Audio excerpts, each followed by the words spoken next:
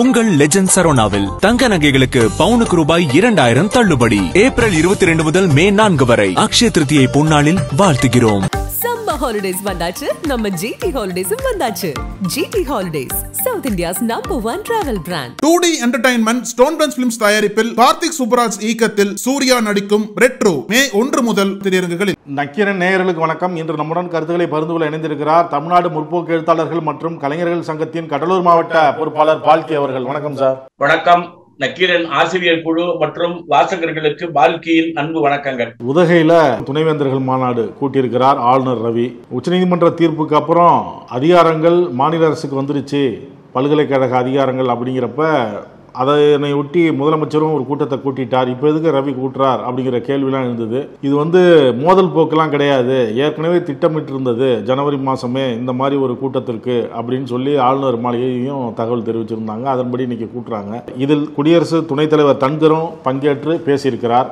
ஆளுநர் ரவி பேசும்பொழுது இந்த மாநாட்டில் துணைவேந்தர்கள்லாம் பங்கேற்க கூடாது என்று மிரட்டல் அவர்களுக்கு விடுக்கப்பட்டிருக்கு அப்படிங்கிற ஒரு அதிர்ச்சியான செய்தியாகவும் கொடுத்திருக்கிறார். இது எப்படி பார்க்குறீங்க? இதற்கிடையில் முதலமைச்சருக்கு பாராட்டு விழா நடத்த இருக்கிறோம்னு அமைச்சர் கோவி செழியன் தெரிவிச்சிருக்கிறார். மே 3ஆம் தேதி பல்கலைக்கழக அதிகாரங்களை மீட்டெடுத்திருக்கிறார் முதலமைச்சர், அதற்காக பாராட்டு விழா நடத்துறோம் அப்படின்னு தெரிவிச்சிருக்கிறார். இதெல்லாம் எப்படி பார்க்குறீங்க?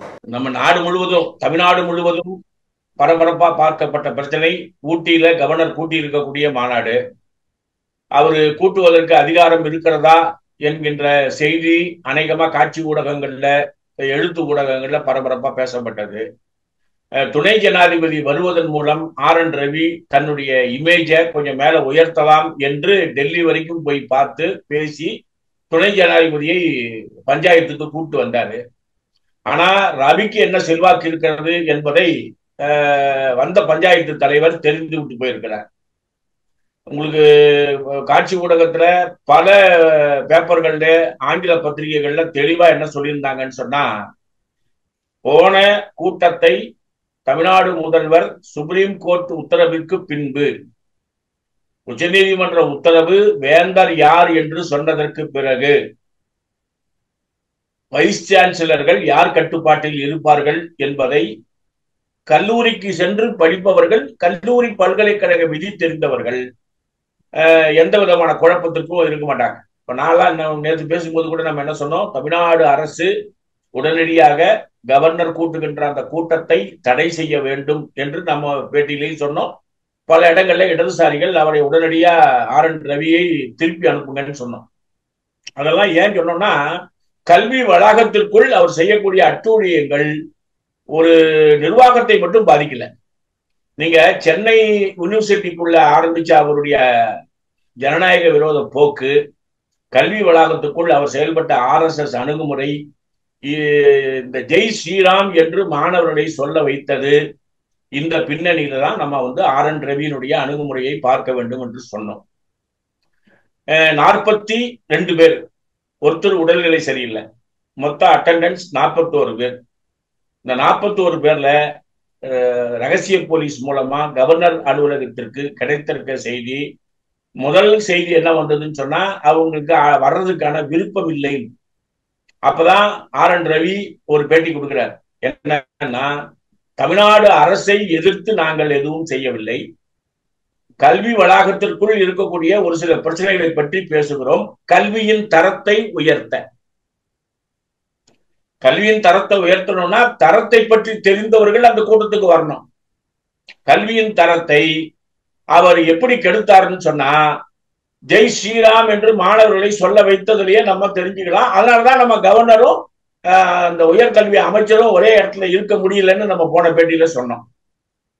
இன்னைக்கு ஊட்டியில துவக்க உரை ஆற்றிய துணை ஜனாதிபதி நம்ம தமிழ்நாடு கவர்னரை விட எவ்வளவு அரசியல் அறிவு இல்லாதவர் என்பதை தன்னுடைய துவக்க உரையில சொல்லிட்டார்.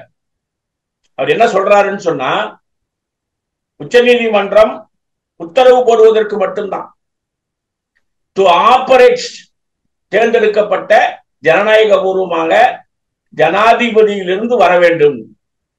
அதுக்கு ஆங்கில பத்திரிகையில் ஒரு அற்புதமான விஷயம் சொல்லியிருக்கான். 35 சென்ட்ரல் யூனிவர்சிட்டிஸ் இருக்கு இந்தியா பூரா.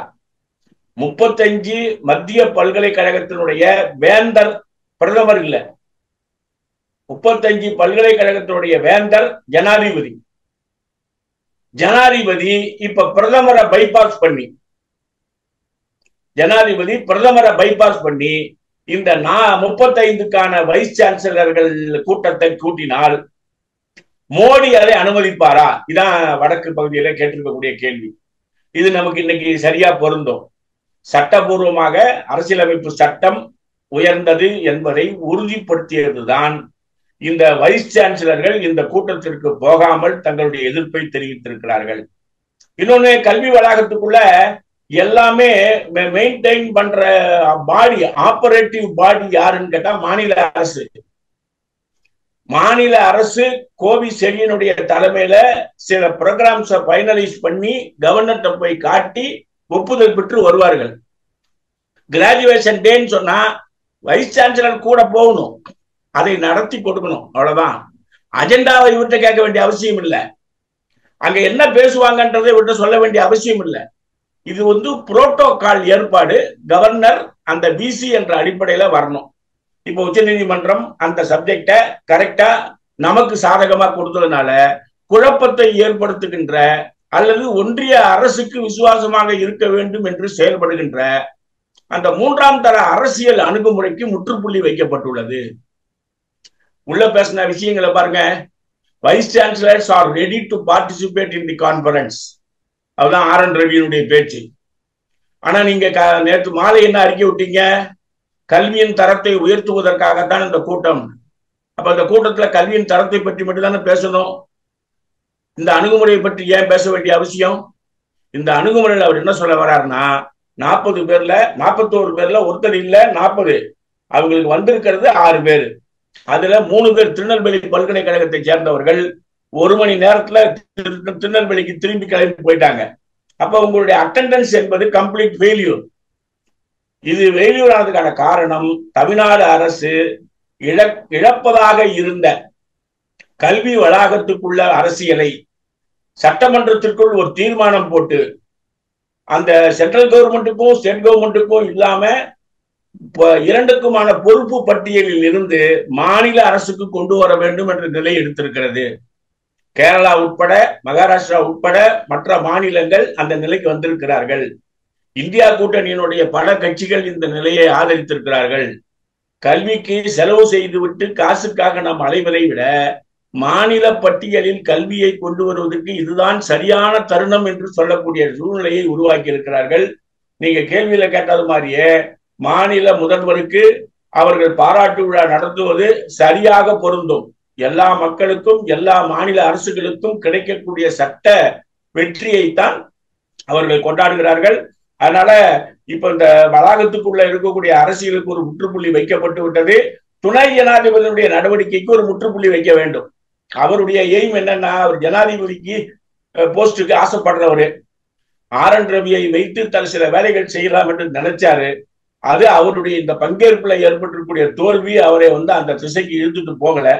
ஆனால் அவருடைய நடவடிக்கைகளுக்கு நாம் ஒரு முற்றுப்புள்ளி வைக்க வேண்டிய தேவை என்பது நமக்கு இருக்கிறது. துணைவேந்தர் மாநாட்டில் குடியரசு துணைத் தலைவர் தங்கர் பேசும்போது அரசியலமைப்பை ஆர்.என். ரவி பாதுகாக்கிறார் அப்படிங்கிறார். நீங்க எல்லாம் சொல்றீங்க அரசியலமைப்பை அவர் மதிக்கல, மசோதா கொடுத்தா அதுல ஒப்புதல் தரல, இப்ப கூட அவர் வரம்பு மீறி செயல்படுறார் அப்படின்லாம் சொல்றீங்க. அரசியலமைப்பை அவர் மதிக்கிறார் அப்படின்னு பேசியிருக்கிறார் தங்கர். அதாவது துணை ஜனாதிபதி ஆர்.என். ரவியினுடைய வரலாறு அவர் ஞாபகப்படுத்தி பார்க்கல. அரசியலமைப்பு சட்டத்தை சரியாக கொண்டு வந்தாங்கன்னு சொன்னா, இப்ப நமக்கு எல்லாருக்குமே அரசியலமைப்பு சட்டம் சமீப காலத்துல 6 மாசத்துல கூடுதலா தெரிஞ்சிருக்கு. அதுக்கு என்ன காரணம்? Special power 142. இந்த 142வை யாரு வேந்தர் என்று சொல்லப்பட்டிருக்கு. இது ஆர்.என். ரவிக்கு புரியவில்லை, துணை ஜனாதிபதிக்கு புரியவில்லை.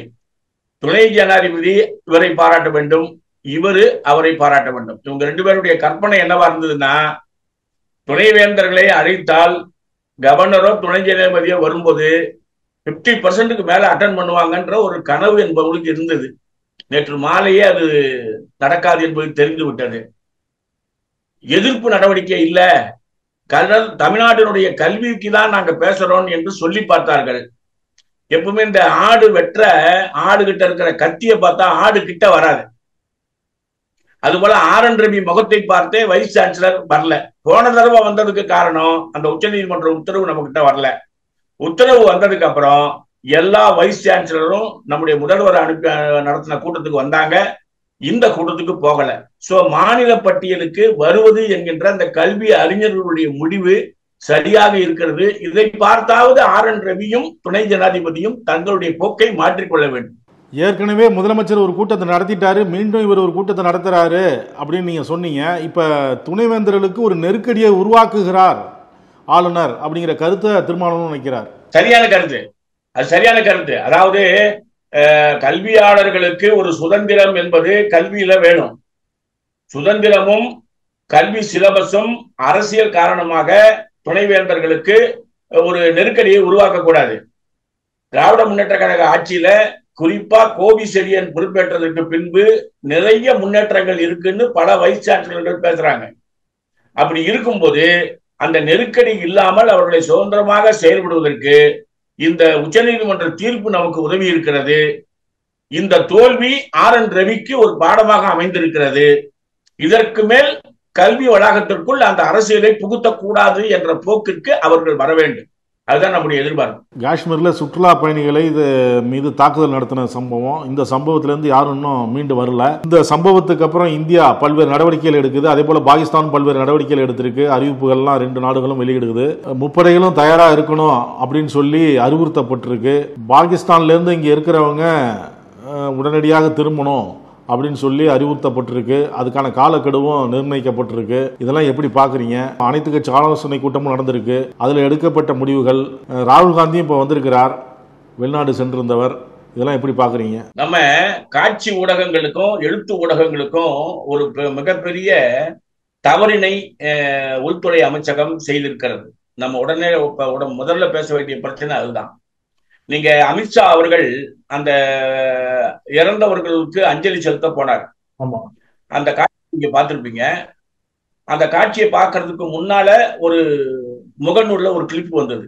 அந்த கிளிப் என்னன்னு சொன்னா, அவங்க போகும்போது பாதிக்கப்பட்ட உறவினர்கள் இவங்களை பார்த்து பேசுவாங்க, நம்முடைய உள்துறை அமைச்சரை பார்த்து பேசுவாங்க. அந்த ஸ்பீச் அப்படியே மியூட் பண்ணியிருப்பாங்க. அவர்கள் பேசியதும் உள்துறை அமைச்சர் அவர்களுடைய விஷயத்தை என்னன்னு கேட்டதையும் அப்படியே மியூட் பண்ணிட்டாங்க. 13 நிமிஷம் அந்த காட்சி ஊடகத்துல அது ஓடும்.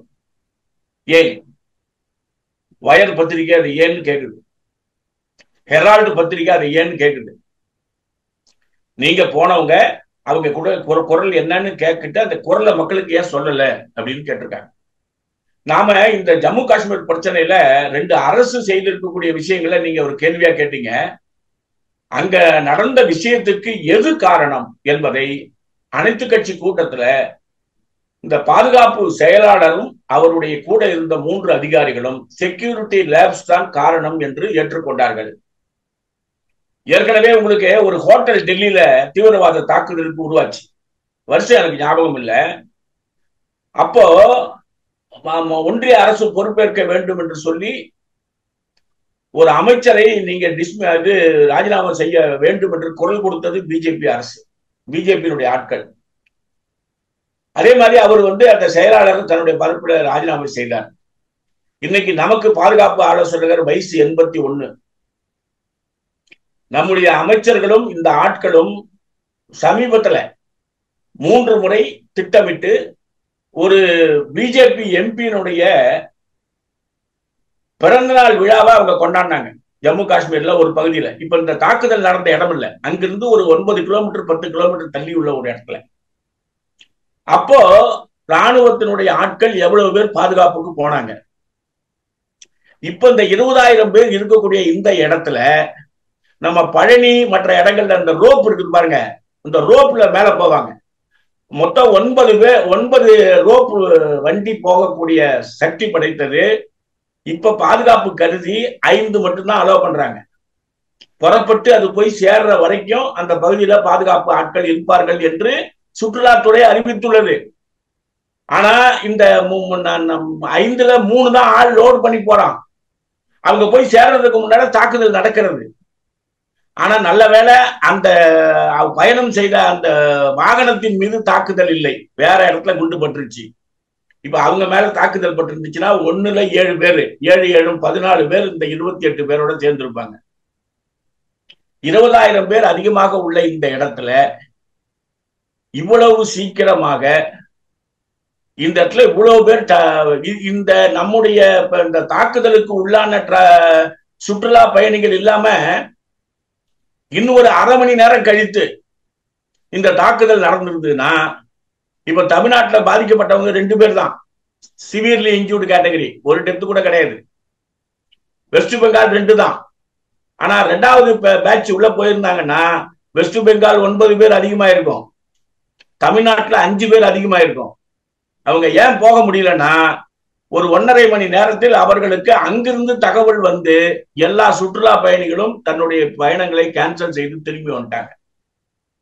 அங்க எழுதப்பட்டிருக்கக்கூடிய பார்த்திருக்கக்கூடிய விஷயங்கள் என்னன்னா 2.5 மணி நேரம் வரை தாக்குதலுக்கு உள்ளானவர்களை முதலுதவி கொடுத்து அனுப்புவதற்கான ஏற்பாடுகள் ஏன் இல்லை? மருத்துவ குழுவோ ஆம்புலன்ஸோ மற்ற ஏற்பாடோ செய்ய முடியாத நிலையாக அங்க இருக்கிறது என்று சொன்னால் அந்த இடத்துல சுத்தமா நம்முடைய அட்மினிஸ்ட்ரேஷன், நம்முடைய செக்யூரிட்டி டோட்டல் ஃபெயில்யூர். இதுதான் வந்து நம்ம முதல்ல கவனிக்க வேண்டியது. எல்லாரும் இன்னொரு கேள்வி கேட்கிறாங்க. 19ஆம் தேதி அன்னைக்கு ஜம்மு காஷ்மீர்ல வந்தே பாரத் எக்ஸ்பிரஸ துவக்கி வைப்பதாக முதல்ல தேதி கொடுத்து 19ஆம் தேதி மோடி அந்த பயணத்தை எப்படி கேன்சல் செய்தார்? ஏன் கேன்சல் செய்தார்? அதுக்கு பதில் இல்லை. ஏன் பதில் இல்லை? அவருக்கு கிடைச்ச ரிப்போர்ட் என்னன்னா, துபாய் ப்ரோக்ராமுக்கு முன்னால இதை முடிச்சுட்டு போலான்னு நினைச்சவரு துபாயை வச்சுக்கிட்டு இதை கேன்சல் பண்ணது செக்யூரிட்டி லேப்ஸ் தான். இப்ப வேண்டாம் என்று அவர்கள் சொன்னதுதான். ஒரு குதிரை வண்டி ஓட்டி பழைக்கக்கூடிய ஆளு ஒரு குடும்பத்தை காப்பாத்துறாரு. அமித்ஷா போய் அஞ்சலி செலுத்துற இடத்துக்கும் குதிரை வண்டியில அந்த குதிரை ஏற்றத்துல பயணம் செய்த அந்த இறந்து போனவனுடைய வீட்டுக்கும் 1.5 கிலோமீட்டர் தான் தூரம். அமித்ஷா அந்த வீட்டுக்கு ஏன் செல்லவில்லை? ஒமர் அப்துல்லா அந்த வீட்டுக்கு அஞ்சலி செலுத்த போயிருக்கிறார். இப்ப நீங்க அங்க இருக்கக்கூடிய சிவிலியன்ஸினுடைய உயிரை ஒன்றிய அரசு அரசியலாக பார்க்கிறதா? நீங்க 5 மாசத்துக்கு முன்னால அங்க ஒரு கூட்டம் நடத்துனீங்க. ஆர்டிகல் 370 பிரிக்கப்பட்ட பின்பு 3ம் உள்துறை அமைச்சகத்தினுடைய கட்டுப்பாட்டில் வந்த பிறகு இந்த சைட்ல இருக்கக்கூடிய மக்களுக்கு இந்த சுற்றுலாவினால் தான் வருமானம் என்பதை கணக்கில் கொண்டு பல்வேறு திட்டங்களை தீட்டுவதற்கு மோடி தலைமையிலான அரசு தயாராக இருக்கிறது. ஆப்பிள் விவசாயிகள் போராட்டம் நடத்தும் போது அவர் அறிவிச்சது அதுதான். ஆனா அந்த 2021, 22, 23, 24, 25ல 22, 23, 23, 24ல தாக்குதல்களினுடைய விவரங்களை சொல்லணுமா வேணாமா? இப்போ எழுத்து ஊடகங்கள் கொண்டு வந்துட்டான். 86 தாக்குதல்கள் 3 மாசத்திற்குள் நடக்கிறது. அப்போ பாகிஸ்தான்ல இருந்து டெரரிஸ்டுகளுடைய ஆதிக்கம் அதிகமாக இருக்கிறது. அமித்ஷா கிட்ட 5 யூனிட் இருக்கு. அந்த 5 யூனிட் பேரு army security force, army intelligence bureau, துணை கமாண்டர் படை, internal security forces Delhi, internal security forces Jammu and Kashmir. இந்த 5 அமைப்புகளை சேர்ந்தவங்க கிட்டத்தட்ட 600 பேருக்கு மேல இருக்காங்க. இந்த 600 பேர்ல கிட்டத்தட்ட 350 பேரு அந்த பிஜேபி எம்பி போய் மீட்டிங் நடத்தும் போது, அந்த பிறந்தநாள் விழா நடத்தும் போது பாதுகாப்பு விஷயத்தை உறுதிப்படுத்தினார்கள். இந்த 5 டீம்ல இருக்கக்கூடிய ஒரு ஆளு கூட சிவிலியன்ஸ் இவ்வளவு பேர் சாவும் போது எங்கே போனார்கள் என்று தெரியவில்லை என்று கேள்வி கேட்கிறாங்க. அதே மாதிரி பாருங்க, விமான நிலைய கட்டுப்பாடு யாருது? பாதிக்கப்பட்டவர்களை டெல்லிக்கு கொண்டு வருவதும் அந்தந்த மாநிலத்துக்கு கொண்டு வர வேண்டிய பொறுப்பு யாருது? 3.5 மடங்கு விமானத்தினுடைய சார்ஜ் ஏற்றிட்டாங்க. ஆனா அந்த பாதிக்கப்பட்ட இடத்திலிருந்து விமானத்திற்கு வரும் வரை லோக்கல்ல இருக்கக்கூடிய காஷ்மீர் மக்கள், இஸ்லாமியர்கள் ஃப்ரீயா அவங்களுக்கு ஹெல்ப் பண்ணி கொண்டு சேர்த்திருக்கிறாங்க. கல்வித்துறையில, ட்ரெயின்ல, பேங்க்ல மற்ற ஆட்கள் உதவி செய்திருக்காங்க. எல்லா இஸ்லாமிய மக்களும் பாதிக்கப்பட்ட இடத்தில் மனிதநேயத்தோடு செயல்பட்டிருக்கிறார்கள். அவர்கள் இஸ்லாமியர்கள் வந்துதான் என்னுடைய உயிரையும் என்னுடைய மகனுடைய உயிரையும் பாதுகாத்தார்கள் ஒரு குடும்பம் சொல்லுது. இந்த வெஸ்ட் பெங்காலினுடைய பிஜேபி சீஃப் சுவேத் அதிகாரி அவரு ஒரு குழந்தைய கையில வச்சுக்கிட்டு ஒரு அம்மா கிட்ட திருப்பி திருப்பி கேட்கிறாரு, இந்துவாக இருந்ததுனால உங்களை அடிச்சாங்களான்னு கேட்கிறாரு. அந்த அம்மா மறுத்து பதில் பேசுது. அந்த காட்சி ஊடகத்தை எல்லாரும் பார்க்கும்போது பிஜேபியினுடைய அரசியலை புரிந்து கொள்கிறார்கள். இன்னொரு இடத்துல என்ன பேட்டி கொடுக்கிறாரு, அந்த இடத்துல 5G இருக்குது. அதாவது ஜம்மு காஷ்மீரினுடைய ஒரு சில இடங்கள்ல 4G இருக்குது, ஒரு சில இடங்கள்ல 5G இருக்குது. குறிப்பா BSNL அதிகமா இருக்கு. BSNL அதிகமா இருக்கக்கூடிய அந்த இடத்துல அந்த பவரை கொஞ்சம் கூட்டுறதுக்காக நம்ம ஒரு மைக் மாதிரி ஒண்ணு வச்சிருப்போம், கார்ட்லெஸ் மைக் மாதிரி. அந்த கார்ட்லெஸ் மைக் மாதிரி ஒண்ணு இருக்கிறதுன்றது டு பூஸ்ட் த பவர் பயன்படுத்துறத கையில வச்சுக்கிட்டு அதை இந்த பாதிக்கப்பட்ட மக்களுக்கு எப்படி சொல்றாருன்னு சொன்னா, இந்த தீவிரவாதிகள் இங்கே குடும்பமாக நின்று இதை பயன்படுத்தி பாகிஸ்தானுக்கும் இங்க இருக்கக்கூடிய மக்களுக்கும் கரஸ்பாண்டன்சி டெலிகாம்ல வேலை செஞ்சாங்கன்ற சுவேது அதிகாரி என்கின்ற பிஜேபி ஆள் அங்க செய்யக்கூடிய கலவர விஷயங்களுக்கு உடனடியாக அவரை ஜாமீன்ல வெளியில வர முடியாத சட்டத்துல அவரை கைது செய்ய வேண்டும் என்ற குரல் அங்க ஓங்கி ஒலிக்குது. ஆனா நம்ம சைட்ல இருக்கக்கூடிய ஆட்களுக்கு இந்த பேட்டிகள் ஒளிபரப்பப்படல. ஆனால் ஆங்கில ஊடகங்கள்ல பேட்டி வருது. அர்னாப் கோஸ்வாமி அங்க போய் மோடியை பாராட்டி பேசும்போது மொத்த மக்கள் எதிர்க்கிறான். என்ன சொல்றான்னா, இதை அரசியலாக்காதீர்கள், சிவிலியன்ஸ் மேல தாக்குதல் நடத்துவது தீவிரவாதிகளின் தவறு, அவர்களை பிடியுங்கள், பாகிஸ்தானோ இந்தியாவோ இதற்கு காரணம் இல்லைன்னு பேட்டி கொடுக்குறாங்க. பேட்டி கொடுக்கிறவர் யாருன்னு சொன்னா, தன் மகன் இறந்துட்டான், பேட்டி கொடுக்கிறவர் அப்பா. அப்பாவுக்கு என்ன வேலைன்னா குதிரை வண்டி ஓட்டுறவர். பையன் யாருன்னா குதிரை ஏற்றத்தின் மூலமாக சம்பாதிப்பவர். அவன் தான் இறந்துட்டான். அப்ப அந்த குடும்பத்துல அவர்கிட்ட அப்பாட்ட போய் கேட்கறாங்க, இந்த பகுதி எப்படி இருந்தது? இந்த சீசன்ல மட்டும்தான் நாங்க வாழ முடியும், இந்த சீசன்ல நிறைய ஆட்கள் சுற்றுலாவுக்கு வந்திருக்கிறார்கள், ஆனால் இந்த பாதுகாப்பு குறைபாடின் காரணமாகத்தான் இவ்வளவு பெரிய மோசமான தாக்குதல் என்பது நடந்திருக்கிறது. ஆனா காட்சி ஊடகத்துல ஒரு பிஜேபியினுடைய ஆட்கள் என்ன பண்றாங்கன்னு சொன்னா, உன்னை முஸ்லீமாக இருக்கிறீர்களா என்று கேட்டு முஸ்லீமா இருந்தா உங்களை விட்டுட்டாங்கன்னு ஒரு வதந்தி. ரெண்டாவது, சாகடிக்கப்பட்டவனை அவனுடைய உடையை அகற்றி இஸ்லாமியனா என்று வெரிமை பண்ணி சுட்டார்கள் என்று. ஆனால் இப்போ மருத்துவ ரிப்போர்ட் என்ன, இறந்து போன ஆட்கள் அனைவரும் காவல்துறையில் இருக்கக்கூடிய அந்த பாதுகாப்பு துறையில் இருக்கக்கூடிய தீவிரவாதி துறையில் இருக்கக்கூடிய எல்லாருமே 120 மீட்டர் தூரத்தில் உள்ள இடத்துல இருந்து சுடப்பட்டு இறந்திருக்கிறார்கள். அப்போ மோசமான அந்த வதந்தியை பரப்புவது, பீகாருக்கு சென்று நான் எல்லாரையும் தாக்கிடுவேன்னு மோடி பேசுவதை தனக்கு சாதகமாக பயன்படுத்தி கொண்டு அரசியலாக்குவது ஆரோக்கியமானது இல்லை. ஒரு பொலிட்டிக்கல் இமேஜ் பிஜேபிக்கு இதுல கிடைக்கும் என்று அவர் நம்பியது தவறு. அவர் உடனடியாக ஜம்மு காஷ்மீருக்கு போயிருக்கணும். இன்னைக்கு பாத்தீங்கன்னு சொன்னா ராகுல் காந்தி போயிருக்காரு. அங்க இருக்கக்கூடிய மக்கள் அவர்கிட்ட பூரா பேசுறாங்க, அது ஒளிபரப்பாகுது. அமித்ஷாவிடம் பேசியது ஒளிபரப்பப்படவில்லை. ஏன்? இவர்கிட்ட போகும்போது ஒளிபரப்பப்பட வேண்டிய அவசியம் வருகிறது. அப்போ இந்த ஆளுகின்ற ஆட்கள் இதை அரசியலுக்கு பயன்படுத்துகிறார்கள் என்ற கருத்து தான் மேலோங்கி நிற்கிறது. இது இந்திய அரசியலுக்கும் இந்திய அரசியலினுடைய வரலாற்றுக்கும் இழுக்கை தேடித்தரும். ஆட்சியாளர்கள் இதை புரிந்து கொள்ள வேண்டும். எப்படி 2 நாடுகள் செயல்பட வேண்டும் என்ற அந்த வழிகாட்டுதல் இருக்கு. அதை பின்பற்றி தான் பாகிஸ்தானோடு அவர்கள் பேச வேண்டும். தீவிரவாதத்தை உடனடியாக தடுப்பதற்கு 2 நாடுகளும் செயல்பட்டு முறியடிக்க வேண்டும் என்பதுதான் நம்முடைய நிலைப்பாடு. பல்வேறு கருத்துக்களை பகிர்ந்து கொண்டதற்கு நன்றி சார். கருத்துக்களை கேட்டமைக்கு நன்றி, வணக்கம். நக்கீரன் டிவிக்கு சப்ஸ்கிரைப் செய்யுங்கள். உங்கள் ஆதரவே எங்கள் பலம். ஆசிரியர்களுக்கு நண்பனாகவும் மாணவர்களுக்கு ஆசானாகவும் திகழும் தேர்வு வழிகாட்டி. ஒவ்வொரு பாடத்திற்கும் அனுபவமிக்க ஆசிரியர்களின் துல்லியமான தெளிவான விடைகள். CNC இருக்கு, தேர்வு பயம் எதற்கு? இது தீரன் பப்ளிஷிங் ஹவுஸ் விற்பனை வெளியீடு.